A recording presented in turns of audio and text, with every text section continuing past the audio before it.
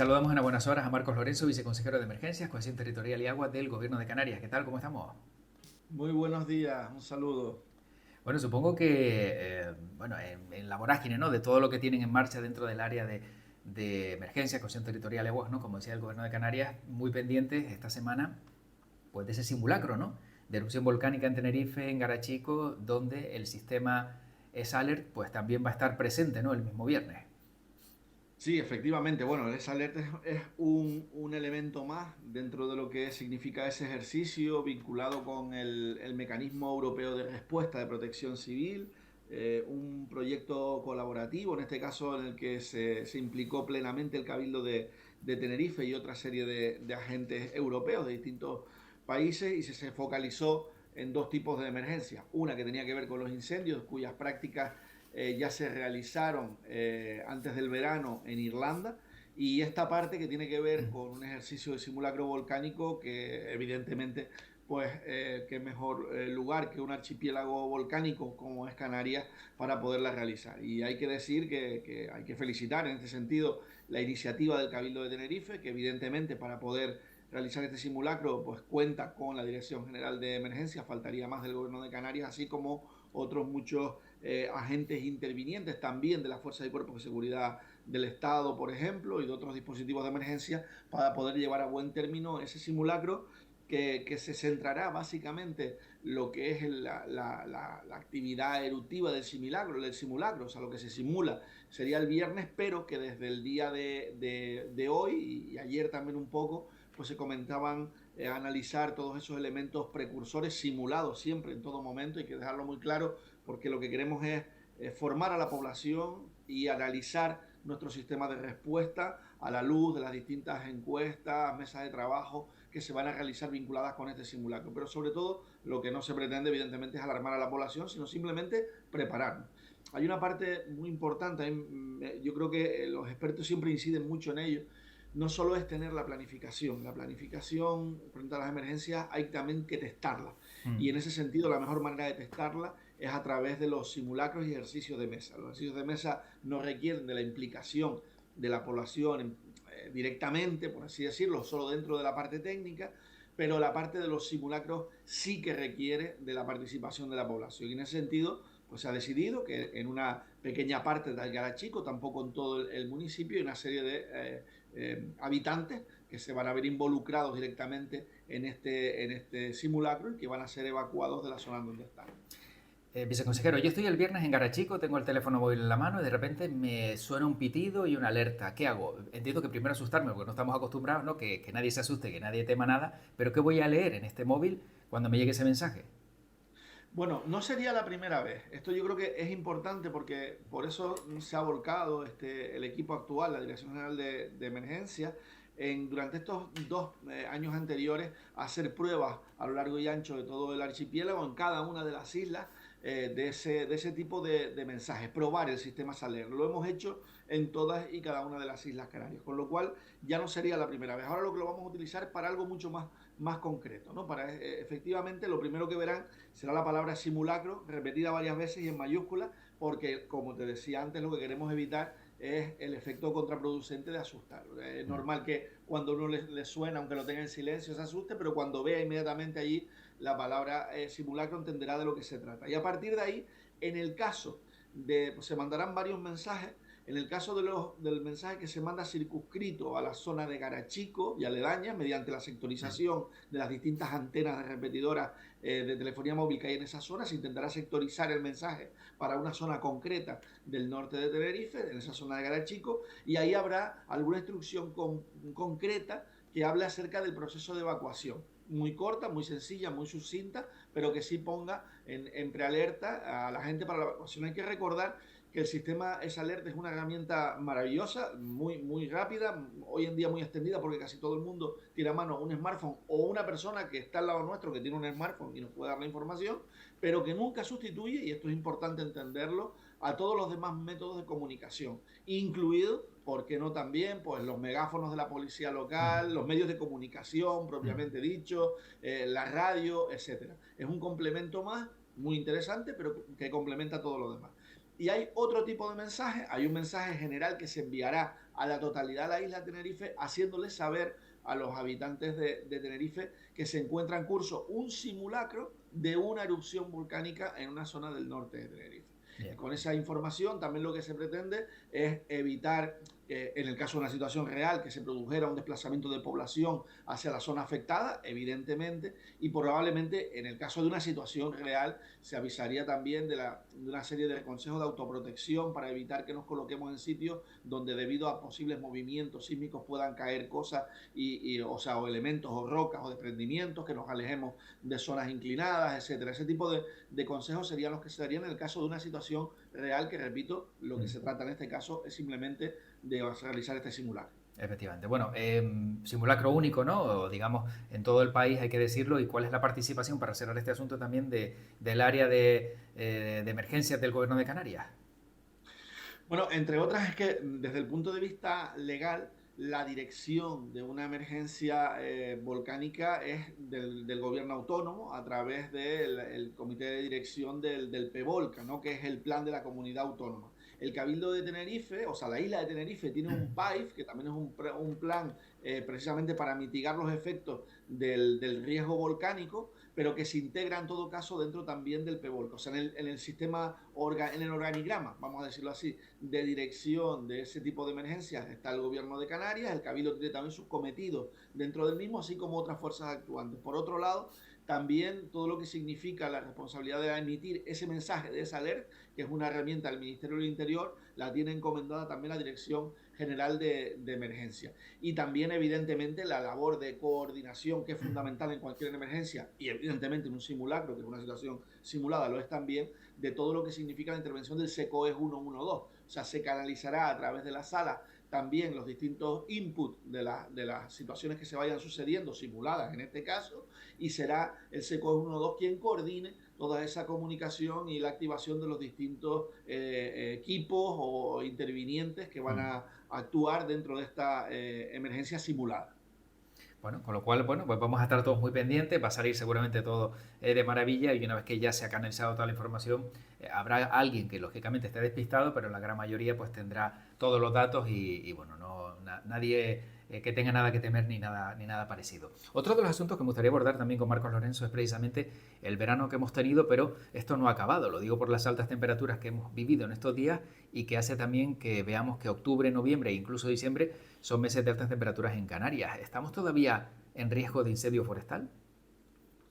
Hombre, evidentemente, ya no solo, a pesar de que afortunadamente ya hoy se empiezan a notar esa bajada desde ayer un poquito, la bajada de las temperaturas en muchas zonas de Canarias, seguimos con temperaturas anormalmente altas para esta época del año en general, y hay que pensar que hemos acumulado todos estos meses de verano de intenso calor, que ha producido también que mucha vegetación se encuentre en un índice de humedad bastante bajo y con posibilidad de arder. O sea, tenemos mucho combustible disponible para arder. Por lo tanto, siempre tenemos que estar alerta. Hemos comprobado en los últimos años que debido ya creo que nadie discute que existe un cambio climático, ese cambio climático se nos ha desestacionalizado, si se puede utilizar esa palabra, la temporada de incendios, que prácticamente en cualquier época del año podemos tener un incendio, pero es verdad que en las épocas más preocupantes, lo que llamamos la campaña de incendios, se inscribe sobre todo en los meses que van de junio a septiembre. Si bien es cierto que en los últimos años a veces hemos alargado un poco más esa campaña hasta el mes de octubre para poder tener vigiladas situaciones de altas temperaturas que se pueden producir fuera de esa franja, ¿no? de esos meses. No va mal, la situación en este momento es que comparativamente hablando, si cogemos los datos de los conatos e incendios que hubo el año pasado en Canarias, que sumaron más de 70, 72 concretamente, 74 creo recordar el dato, y lo comparamos con los 42 que se han producido en el mismo periodo de junio a septiembre de este año, pues vamos casi por la mitad aproximadamente. Eso yo quiero pensar que evidentemente no lo vamos a saber nunca al 100%, pero también es fruto de un trabajo, no es una casualidad. Las circunstancias climatológicas siguen siendo las mismas más o menos parecidas al año pasado desde el punto de vista de las altas temperaturas. Hemos tenido además mucho más combustible disponible para arder porque derivado de aquellas lluvias que hubo también en la temporada de invierno, primavera, pues creció mucha vegetación herbácea y arbustiva en muchas zonas de las islas con posibilidad de tener incendios forestales. Estamos hablando de las dos islas centrales, Gran Canaria, Tenerife y las islas occidentales, La Palma, Gomera y El Hierro, y eso tenía un factor de riesgo añadido.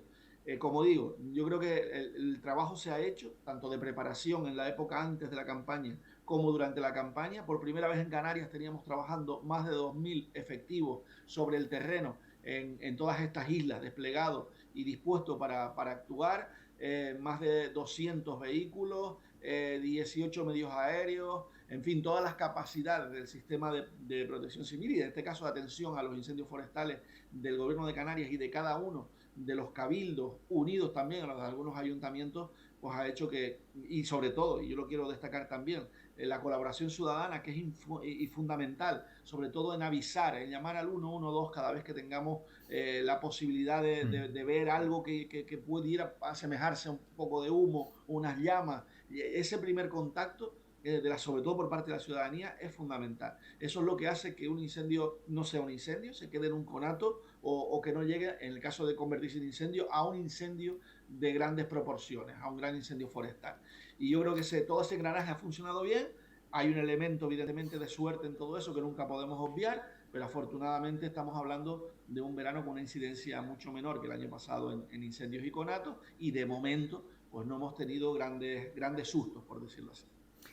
Pero no podemos bajar los brazos, ¿verdad? O sea, hay que estar siempre pendiente y a la espera de que ojalá no pase nada, pero siempre ojo avisor. Evidentemente, y para eso se implementó también por parte del gobierno de Canarias esa campaña publicitaria de concienciación, evita que salte la chispa, ¿no? Y además siempre contando con esa, como te decía antes, esa complicidad de la sociedad en avisar siempre, no solo ser cuidadosos, sino avisar siempre cada vez que uno vea un pequeño humo, una llama. Es mejor activar el dispositivo y tenerlo que desactivar a los 5 minutos con todo lo que ello conlleva, que no llegar 5 minutos tarde a un incendio, porque eso sí que se puede convertir en otra cosa que nadie desea. Bueno, que nos puede contar sobre esa separación de urgencia sanitaria para modernizar protección civil, todo esto que se está hablando, bueno, que podría ser que cada uno, voy a entrecomillar, vaya cada uno por su lado. ¿Esto va a ser mejor o peor? No, evidentemente un paso como ese no se da para ir peor. Por lo menos la intención nunca es ir a peor, justo lo contrario. Y de hecho yo soy consciente de que quizás lo reconocíamos y lo hablábamos el otro día cuando nos reuníamos con los comités de huelga de GSC, que hemos tenido varias reuniones de trabajo y tenemos más reuniones por delante, que quizás hemos pecado de informar poco a la sociedad y sobre todo a los trabajadores también. O sea, yo creo que una vez que hemos tenido la oportunidad de tener ese encuentro, esas reuniones, explicar exactamente lo que queremos hacer, yo creo que nadie está en contra de que se mejore la capacidad de respuesta del sistema de protección civil y de emergencia de la Comunidad Autónoma de Canarias. Nadie, empezando por los propios protagonistas, que además son la pieza fundamental de esa respuesta, que son los trabajadores del sistema, en este caso del SECOES 112, que está englobado en una empresa pública, GSC, a través de un encargo que hace, en este caso, la Consejería de Política Territorial, Cohesión Territorial y Aguas, que es la responsable de emergencia.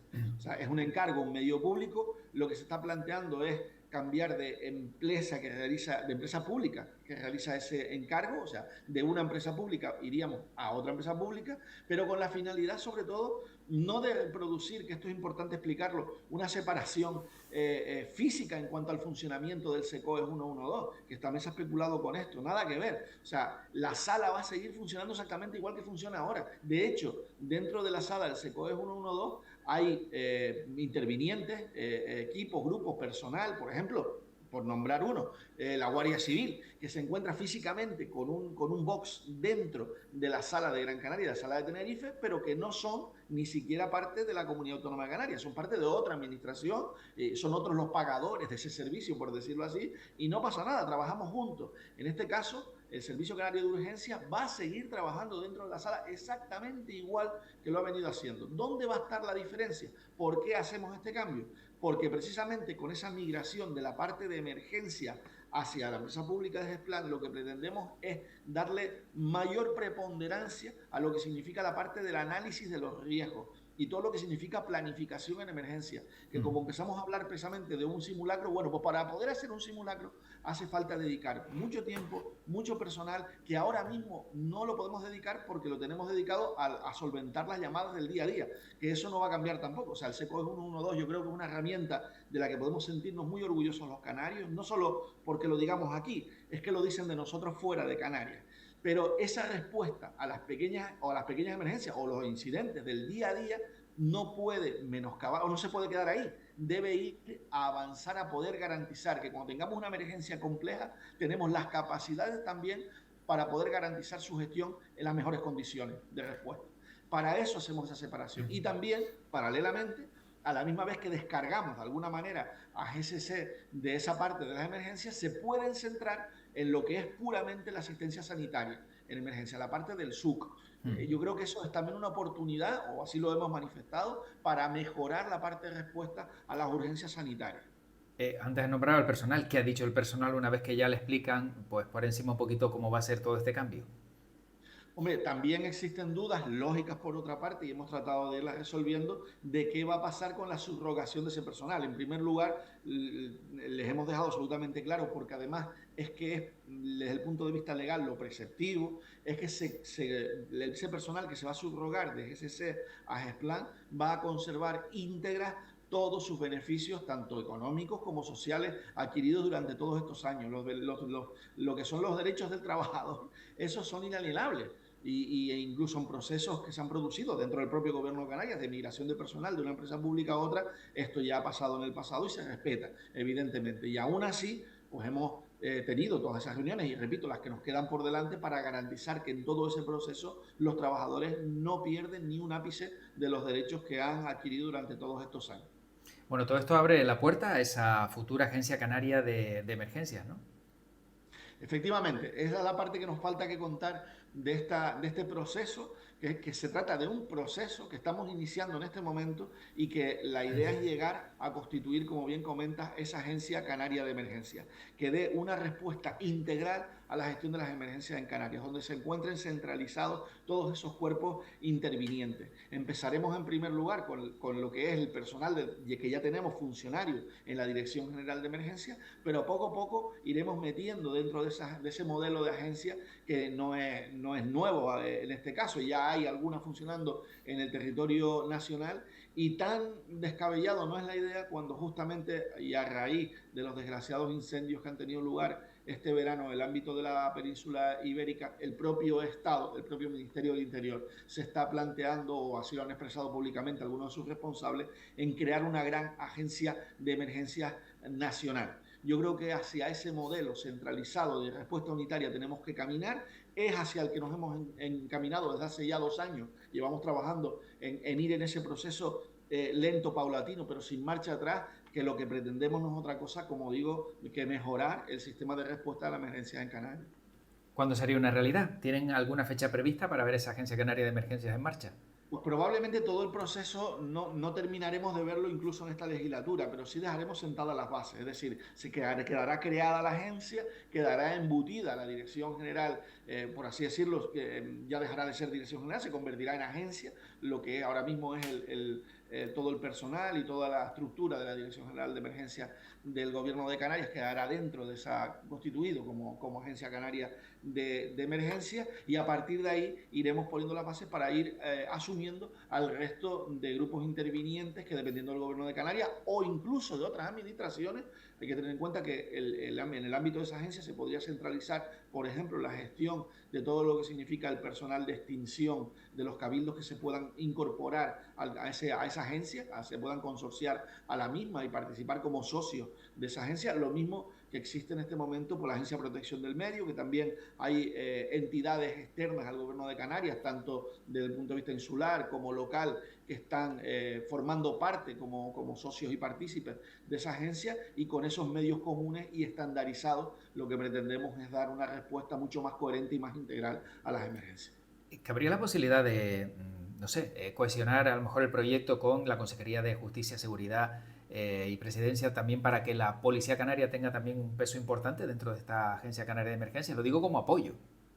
Hombre, como apoyo está claro que es fundamental contar con los cuerpos de seguridad. En este caso, el modelo sí diferencia bastante en lo que es la parte de las emergencias y el personal de protección civil de la parte de seguridad. Eso no Vale. significa que aunque puedan estar en consejerías distintas, puedan estar plenamente integrados y deben estar plenamente no solo integrados, coordinados a la hora de una respuesta ante cualquier proceso de una emergencia que se pueda producir.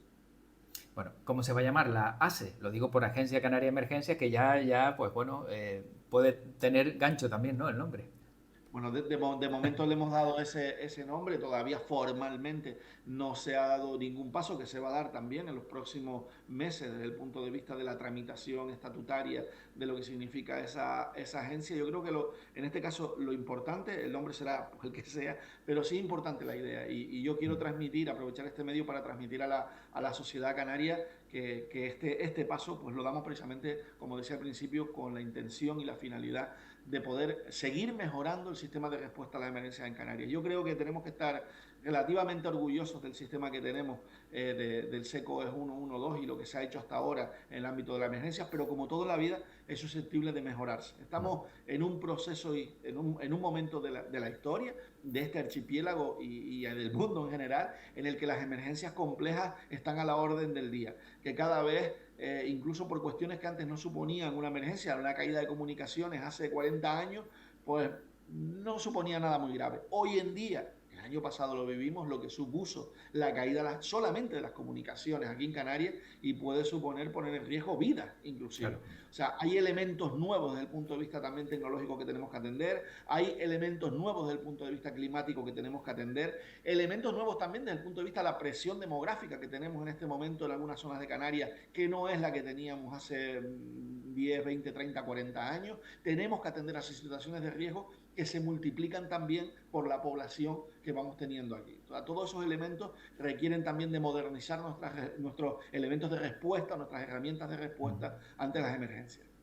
Bueno, para ir acabando, tengo que preguntarle también a Marcos Lorenzo, ahora viceconsejero, como decíamos antes, ¿no? De Emergencias, Cohesión Territorial y Agua del Gobierno de Canarias, pero antes fue alcalde de Tijarafe, sobre esas palabras que escuchábamos o que leíamos, ¿no? Del ministro Torres cuando aseguraba que La Palma está mejor ahora que antes de la erupción del volcán. Yo creo que es un mensaje, desde luego que no es para los palmeros, creo que es un mensaje para el gran público y querer cerrar la carpeta de la isla de La Palma, es mi impresión. Y yo creo que la carpeta del volcán de la isla de La Palma no la vamos a cerrar hasta que no consigamos al menos estar y no en la misma situación, porque habremos perdido ya llevamos 4 años de que se produjo la erupción, sino ponernos un poco al mismo nivel que las otras islas después de lo que nos pasó dentro de lo que significa las consecuencias de una erupción volcánica. Se han hecho muchas cosas, se ha conseguido prácticamente pagar todo lo que significa primeras viviendas, devolver a la gente el valor de lo perdido, que esa siempre fue la idea y la intención, al menos del grupo político que tiene responsabilidad ahora mismo en el Cabildo de La Palma con mayoría absoluta, en buena parte de los ayuntamientos y también está gobernando en Canarias, de Coalición Canaria, siempre fue el mensaje en la isla de La Palma, es por lo que se ha luchado y es lo que se ha conseguido, pero todavía queda por resarcir todo lo que significan los daños en infraestructuras turísticas, en algunas infraestructuras también básicas de comunicación en la isla.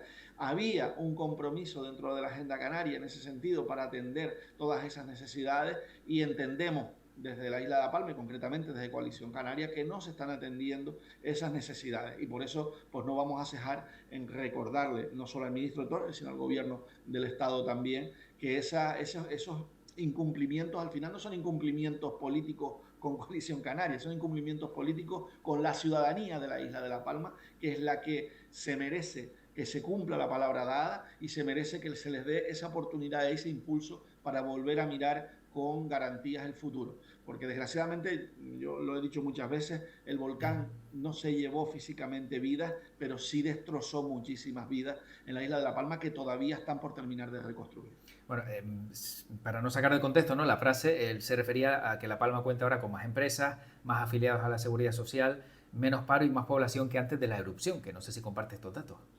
No, no, yo no, para nada. Yo no sé de dónde lo saca el ministro. No sé si es comparativamente a la población que nos quedó en la isla, porque no cuenta las personas que se tuvieron que ir de la isla porque evidentemente pues tenían que seguir viviendo y no tenían las condiciones para poderlo hacer en la isla, que hemos perdido también miles de camas turísticas en una isla que además era muy incipiente la pata del desarrollo turístico para contribuir al PIB insular y desde luego si uno lo mira precisamente con ese dato, con el dato del PIB insular, puede ver claramente la catástrofe que ha supuesto para buena parte de los palmeros y palmeras y La Palma en su conjunto, pues la erupción del volcán Tajo Gay. Bueno, pues terminamos y agradecemos a Marcos Lorenzo que nos haya acompañado en el día de hoy y sin duda, pues bueno, muy pendientes, como decíamos y como comenzamos esta conversación, de todo ese simulacro de erupción volcánica en Tenerife, en Garachico. Y yo no sé si tienen previsto a lo mejor algún simulacro más, algún acto más que tengamos que tener especial relevancia en un futuro no muy lejano, solo más que nada para tenerlo también en el calendario. Sería absolutamente deseable. Todavía no tenemos fecha, no tenemos lugar, pero sí que iremos trabajando en esa línea porque, como decía al principio, es parte del trabajo de prevención. No es solo tener los planes remozados, actualizados y bien engrasados, sino que para que además puedan estar precisamente esos bien engrasados, hay que hacer simulacros. Es fundamental que nos vayamos acostumbrando y yo creo que este primer hito de este simulacro de erupción volcánica que hacemos en Garachico no será el último y pronto pues tendremos más ejercicios de esa naturaleza en la isla de Tenerife o en cualquier otra isla que sea susceptible de padecer ese riesgo volcánico.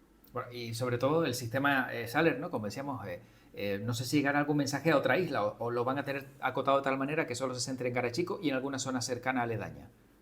No, el sistema permite acotar a las antenas que se encuentran en una zona del territorio, igual que a las antenas que se encuentran en una isla. Pero hay que avisar que a veces, por cuestiones de la cobertura, ya pasó, por ejemplo, cuando hicimos la prueba en todo Tenerife, llegaron mensajes a La Palma, al Hierro, bueno, al Hierro no me acuerdo, a La Gomera sí, y a Gran Canaria también. O sea, a las islas aledañas, si en un momento determinado estamos en una de las costas que da hacia Tenerife de esas islas, es probable que pueda llegar ese mensaje. En cualquier caso, va a poner, repito, en grande, muy grande, simulacro, simulacro, simulacro, para que sepamos de qué se trata y con la información concreta que queremos transmitir. Bueno, todo el mundo tranquilo y todos atentos a que todo salga de maravilla y sobre todo, pues como bien decía, ojalá se puedan hacer más simulacros de este tipo porque siempre estaremos muy preparados, ¿no? Pasa, sobre todo, ¿no? En aquellos que se dedican al mundo marítimo que hacen constantemente simulacros de manera continuada, por muy bien que se lo sepan, siempre hay que repasarlo por si acaso.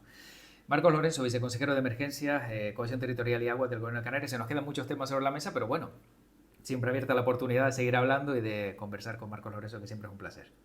No, el placer es mío. Muchísimas gracias por la oportunidad de explicar estas cosas a la población. Yo creo que son de interés público también el hacerlo. Esto es parte de ese trabajo de preparación también, el comunicarlo a través de los distintos medios, incluidos evidentemente los medios de comunicación a la población. Y gracias por brindar este espacio para poderlo hacer.